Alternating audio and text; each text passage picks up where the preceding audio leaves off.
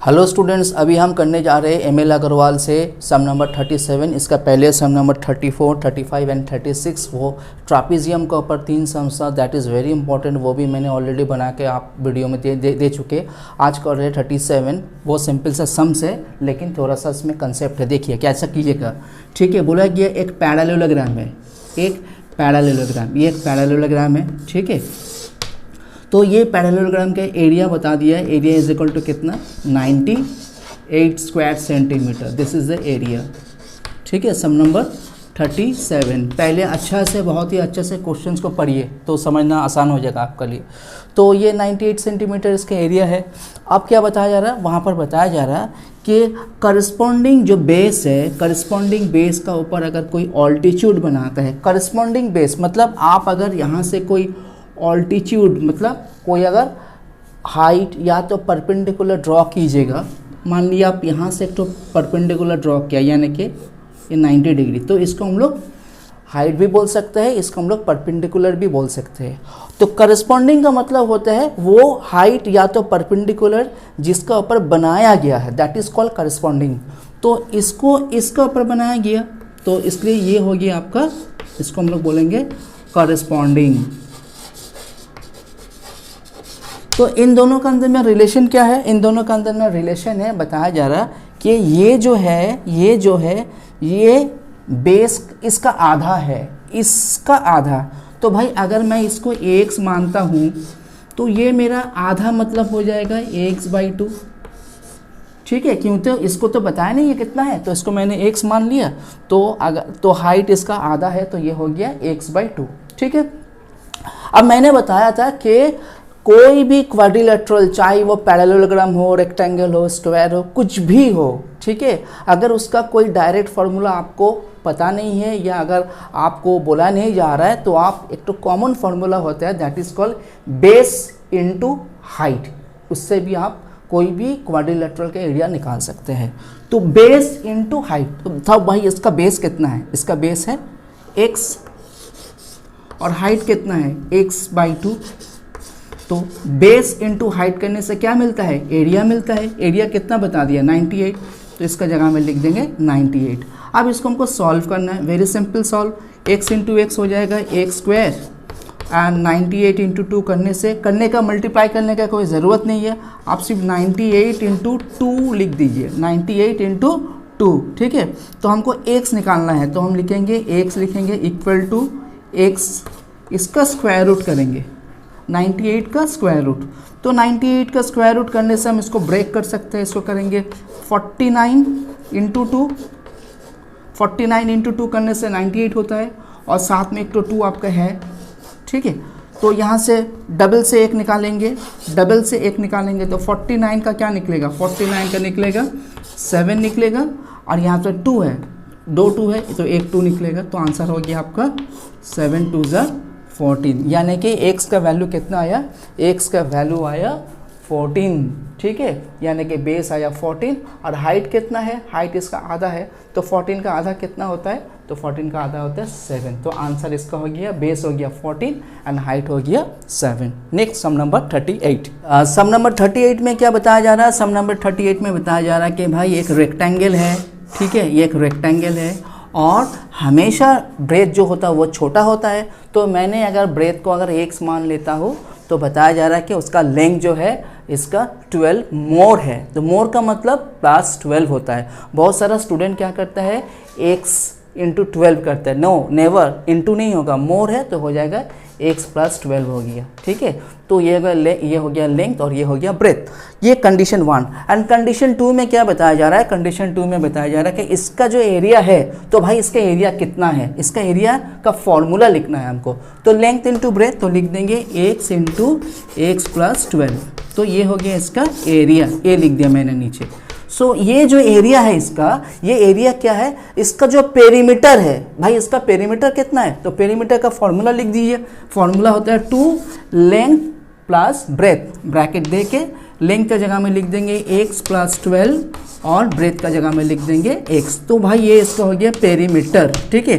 तो इसका जो एरिया है ये पेरीमीटर का 4 टाइम्स का बराबर है, यानी कि इक्वल है। तो मैंने तो 4 टाइम्स तो अभी तक किया नहीं है, तो इसलिए अभी लिखेंगे 4 टाइम्स का बराबर, बस। That is the second condition और बहुत इंपॉर्टेंट कंडीशन। ये अगर कोई लिख लेता तो बाकी सब अपने आप से बन जाता है। अब इसको हम तुरंत सॉल्व करते हैं। तो x into x x square हो गया, उसका 12x हो गया, ठीक है।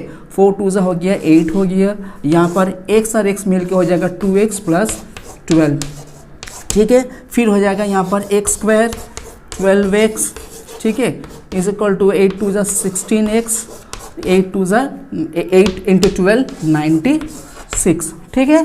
तो हम ऊपर का ये इसको मिटा देते हैं हम, ठीक है, और ऊपर में चले जाते हैं। पहले एक लाइन यहाँ कर लेते हैं, अच्छा इसको आगे बढ़ा देते हैं। यहाँ पर एक्स स्क्वायर 12x, ये इधर में शिफ्ट होने से हो जाएगा -16x -96, सब एक साइड आ गया, साइन चेंज हो गया। वीडियो अगर अच्छा लगता है तो please like share and subscribe कीजिए, ताकि मेरा हर वीडियो आप लोग को पास, अगर सब्सक्राइब कीजिएगा तो आपको नोटिफिकेशन मिलेगा। -96, ठीक है, हो गया। अब जो है इसको मिडिल टर्म फैक्टर करना है। तो मिडिल टर्म फैक्टर जिसको करना आता है वो आराम से वीडियो को स्किप कर सकते हो, अपने आप से मिडिल टर्म फैक्टर कर लेना। जिसको नहीं आता है तो देख लीजिए, यहाँ पर लिखना पड़ेगा 12 - 8, क्योंकि 12 - 8 करने से 4 होता है और 12 इंटू 8 96 होता है। तो ये सब जितना फास्ट कर पाओगे उतना आपके लिए अच्छा है। यहाँ पर हो जाएगा x square -12x minus plus 8x -96 equal to 0। Therefore यहाँ से x कॉमन जाएगा, x -12, और यहाँ से 8 कॉमन जाएगा तो हो जाएगा x -12 equal to 0। Therefore x -12 और यहाँ पर हो जाएगा x + 8 equal to 0। Therefore x का वैल्यू या तो हो सकता है 12 और x का वैल्यू हो सकता है -8। अब भाई x का वैल्यू तो -8 हम लोग नहीं ले सकते, क्योंकि नेगेटिव नंबर में कभी लेंथ या तो ब्रेथ होता नहीं है। तो x का वैल्यू कितना हो जाएगा 12। तो x को हम लोग क्या पकड़े थे, ब्रेथ पकड़े थे। लेंथ कितना है उससे और भी 12 मोर है, तो ये अगर 12 होता है तो लेंथ कितना हो जाएगा 24। Next sum number 39। Now sum number 39 में क्या है, सम नंबर 39 में मेरा पास इंफॉर्मेशन है कि भाई एक रेक्टेंगल है, ठीक है, वो रेक्टेंगल का पेरीमीटर है। पेरीमीटर का फॉर्मूला होता है 2l + b, इसका मतलब कितना बोल दिया 68, ठीक है, कंडीशन 1। एंड कंडीशन 2 में क्या बताया, कंडीशन 2 में बताया इसका जो डायगोनल है, तो इसका डायगोनल क्या होता है, इसका डायगोनल ये होता है, ठीक है। तो ये डायगोनल कितना बता दिया, डायगोनल बोल दिया 26, ठीक है। तो डायगोनल जैसे कि हम लोग पेरीमीटर का जगह में ऐसा एक तो इक्वेशन लिख सका, तो डायगोनल का जगह में क्या लिखेंगे, that is a very important होता है ये सम्स में, क्योंकि डायगोनल का जगह में क्या लिखेंगे। तो देखिए गौर से देखिए, यहाँ पर हम लोग पिछले वीडियो में बताया था कि ये एक क्या है, ये एक राइट एंगल ट्राइंगल है। तो यहाँ पर पाइथागोरस थ्योरम, प्लीज़ जिसको पाइथागोरस थ्योरम समझ में नहीं आता या नहीं जानते हो, वो एक बार पाइथागोरस थ्योरम को एक बार रिवाइज कर लीजिएगा। तो ये मेरा L है, ये मेरा L है और ये मेरा B है, ठीक है। तो इसका वैल्यू कितना हो जाएगा AC, इसको अगर हम AC मानते हैं तो होता है, फॉर्मूला होता है length square plus breadth square is equal to, ये जो length square plus breadth square is equal to होता है हाइपोटेन्यूज। इसको अगर हम AC मानते हैं तो हो जाएगा AC का स्क्वायर। देयरफॉर ओनली AC मतलब यहाँ पर AC का नाम, AC क्या है, AC यहाँ पर डायगोनल है। AC क्या है, AC डायगोनल है। तो AC का मतलब क्या हो जाएगा, AC स्क्वायर का अगर ये मतलब होता है तो सिर्फ AC का मतलब हो जाएगा √L square plus breadth square, ठीक है। तो डायगोनल का जगह में क्या लिख देंगे, √L square plus breadth square. Please ये जगह थोड़ा सा कॉम्प्लिकेटेड है, हो सकता है बहुत सारा बच्चा को जो मेरिट है यहाँ पर कैच नहीं कर रहे हैं, तो थोड़ा सा आहिस्ता से वीडियो को पॉज करके आप लोग देखिएगा। तो डायगोनल का जगह में क्या लिखेंगे, डायगोनल का जगह में लिख देंगे √L square plus breadth square equal to 26। तो सारा इक्वेशन जो है इसमें L और B, इसमें भी L और B है। ये मेरा हो गया इक्वेशन 1 हो गया, इक्वेशन 1, और ये हो गया इक्वेशन 2। अब ये दोनों को सॉल्व करना है। जिसको अपने आप से सॉल्व करना है तो आप अपने आप से सॉल्व कर लीजिए, वरना आप देखते रहिए हम कैसे करते हैं सॉल्व, ठीक है। तो सबसे पहले देखिए यहाँ पर जो है ये रूट है, तो अगर मैं ये रूट को हटाना चाहते हैं तो हम क्या करेंगे, बोथ साइड स्क्वायर कर देंगे। बोथ साइड स्क्वायर करने से यहाँ का रूट उड़ जाएगा, तो हो जाएगा L square plus B square. और 26 का अगर स्क्वायर कर देंगे तो 26 का स्क्वायर होता है 676, तो हो गया 676। तो ये जगह मैं मिटा देता हूँ, ठीक है, ये जगह मिटा देता हूँ। तो L square plus B square हो गया 676, ठीक है। अब इसको अगर हम एक स्टेप आगे बढ़ाते हैं ये लाइन को, तो इसमें हम लिख सकते हैं L plus B equal to, ये 2 इसका नीचे जाएगा, इसका नीचे, यानी कि 68 डिवाइडेड बाई 2, यानी कि कितना हो जाएगा, ये हो जाएगा आपका 34, ठीक है। तो मेरा हाथ में भी क्या क्या डेटा आ गया, फिर इसको मिटा देता हूँ, ये सब और नहीं ज़रूरत हमको, ये सब पूरा क्लियरली अभी आपका सामने में ये डेटा आ गया कि L plus B is equal to आ गया 34 and L square plus B square is equal to हो गया 676, ठीक है। अब क्या करना है, अभी अलजेब्रा का एक फार्मूला हमको यूज़ करना है। अलजेब्रा में आप लोग फार्मूला किया, वो फार्मूला क्या होता है, अगर हम यहाँ पर फार्मूला को लिखते हैं एल प्लस बी, उसका अगर स्क्वायर करेंगे तो एल प्लस बी का मतलब कितना है 34, तो हमको करना पड़ेगा 34 का स्क्वायर। इसको अगर हम ओपन करेंगे हो जाएगा L square plus breadth square plus 2l into B, A square plus B square plus 2ab is equal to 34 का स्क्वायर लिखना है। तो 34 का स्क्वायर हम लोग साइड में जल्दी करके देख सकते हैं। 4 4 16 हो गया, कैरी 1, 4 3 12 प्लस 1 13, और यहाँ पर हो जाएगा 3 4 12, कैरी 1, 3 3 9 प्लस 1 10, तो यहाँ पर हो गया 6, यहाँ पर हो गया 5, 1 1 5 6, तो इसका जगह में लिख देंगे 1 1 5 6, ठीक है। और फिर देखिए L square plus B square, इसका मतलब कितना है 676, तो इसका जगह में क्या बैठा देंगे 676 प्लस 2lb, ठीक है। देयरफॉर 2lb का मतलब कितना हो जाएगा 1156 माइनस 676। अब इसको अगर माइनस कीजिएगा 6 से 6 जाने से 0 होता है, यहाँ पर 8 होता है, यहाँ पर कैरी 1 7, यानी जगह 480, तो 2lb इज इक्वल टू आ गया 480। देयरफॉर lb का मतलब हो जाएगा 480 को अगर 2 से डिवाइड कीजिएगा तो हो जाता है 240। शायद आप लोग को यहाँ पर दिखने को नहीं मिल रहा है, तो हम यहाँ थोड़ा सा यहाँ पर लिख दे रहे हैं। 2lb का मतलब हो गया आपका 480, देयरफॉर सिर्फ lb का मतलब हो जाएगा आपका 240, ठीक है। lb का मतलब हो गया 240।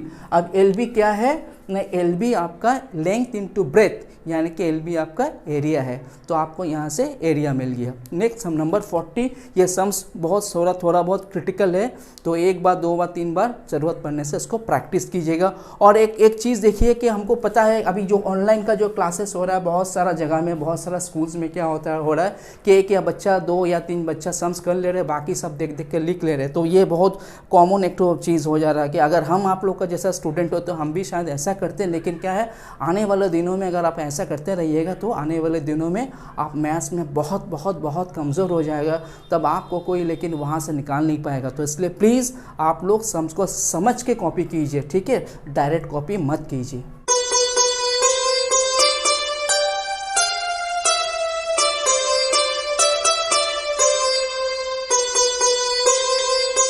Next sum number 40। सम नंबर 40 में क्या है, पहले हम आपको कंडीशन बता रहे हैं, ठीक है। क्या है, एक रेक्टेंगल है और एक स्क्वायर है। तो चलिए एक रेक्टेंगल है और एक स्क्वायर है, ठीक है।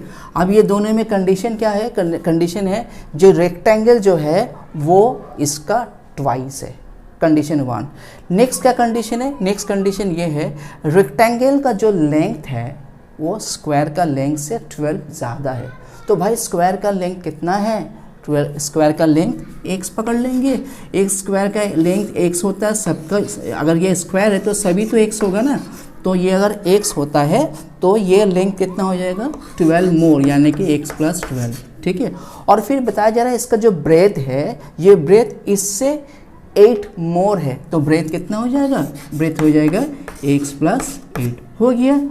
उसका बाद जो कंडीशन बताया जा रहा इसका जो एरिया है भाई, इसका एरिया कितना हो जाएगा, लेंथ इंटू ब्रेथ, यानी कि x + 12 इंटू x + 8। ठीक है, तो इसका जो एरिया है, ये एरिया, इसका जो एरिया है, तो भाई स्क्वायर का एरिया कितना होता है, साइड इंटू साइड, यानी कि x इंटू एक्स, यानी कि हो जाएगा x²। तो इसका जो एरिया है ये इसका एरिया का ट्वाइस का बराबर होता है। तो मैंने तो अभी तक ट्वाइस किया ही नहीं है, तो मैं अभी ट्वाइस कर देता हूँ, उसका साथ बराबर है। बस ये हो गया। जो बच्चा ये कर लेता है, जो स्टूडेंट ये कर लेता है, तो उसका सम्स एकदम पूरा 80% हो गया। अब हमको ये सॉल्व करना है। वीडियो अच्छा लगता है तो लाइक, शेयर एंड सब्सक्राइब कीजिए प्लीज़, और चैनल को भी सब्सक्राइब कीजिएगा ताकि मेरा हर वीडियो का नोटिफिकेशन आप लोग को सामने आता रहेगा।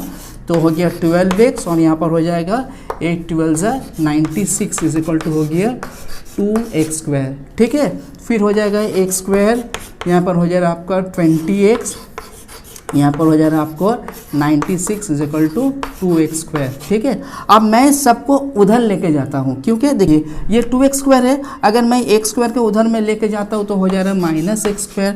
इसको लेके चले गया तो मैं इसको मिटा देता हूँ। ठीक है, फिर 20x को भी लेके जाऊँगा तो हो जाएगा -20x, फिर 96 को भी लेके जाऊँगा तो हो जाएगा -96। ठीक है, तो इधर में क्या हो गया, अल्टीमेटली हो जाएगा x² -20x -96। ठीक है, अब इसको हमको क्या करना है, इसको मिडिल टर्म करना है। तो मिडिल टर्म करना जिसको आता है वो अभी वीडियो स्किप कर सकते हो, क्योंकि अपने आप से मिडिल टर्म कर लोगे। लेकिन जिसको मिडिल टर्म करना नहीं आता है वो थोड़ा गौर से देख लीजिए। तो यहाँ पर हो जाएगा x², ये हो जाएगा 24 - 4। ये सब अच्छा से करना पड़ता है मिडिल टर्म। बहुत सारा बच्चा जो होता है अभी भी मिडिल टर्म फैक्टर वो लोग को ठीक से करना नहीं आता है।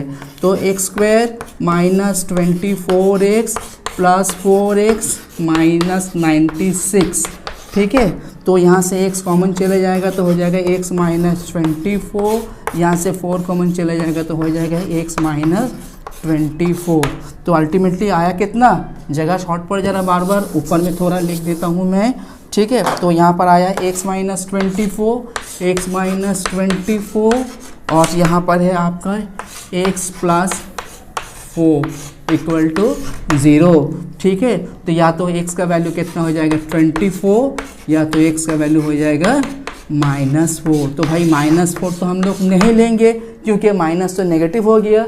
तो कितना वैल्यू लेंगे, x का वैल्यू लेंगे 24। तो x क्या था, x था स्क्वायर जो था वो स्क्वायर का एक साइड था, तो साइड कितना आ गया 24।